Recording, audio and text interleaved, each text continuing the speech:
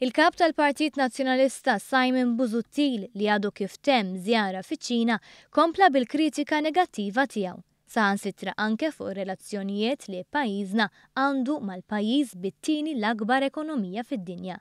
F'intervista fuq ir-radju tal-Partit Nazzjonalista, Busuttil qal li ċ-Ċina qed tħares lejn il-Partit Nazzjonalista b'mod pożittiv bħala gvern prospettiv.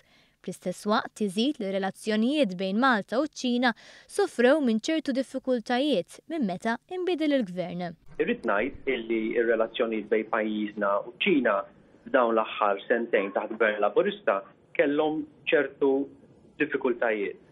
Iżda l-fatti juru li fl-aħħar sentejn miċ-Ċina rajna l-akbar investiment dirett barrani li qatt wasal f'pajjiżna.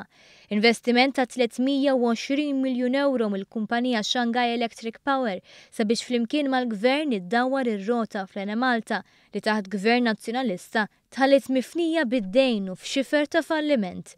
Fl-aħħar jiem tħabbar ukoll il-ftehim ma' Huawei imfaħħar minn diversi esperti fil-qasam u li mistenni jiftaħ il-bibien għal aktar investiment barrani f'pajjiżna. Preferenza għal liġi dwar il-finanzjament tal-partiti, il-kap tal-Oppożizzjoni għalhekk. Biex ikollok tassew politika nadifa, l-aħjar ħaġa li tista' tagħmel hija li torbot idejn il-partiti politiċi kemm jistgħu jonfqu. Iżda gvern nazzjonalista għal 25 sena sħaħ ħalla din il-liġi tant kruċjali għat trasparenza politika fuq l-iskaffa. L-istess partit li sal-lum għadu jinsisti li ma jippubblikax il-kontijiet tiegħu.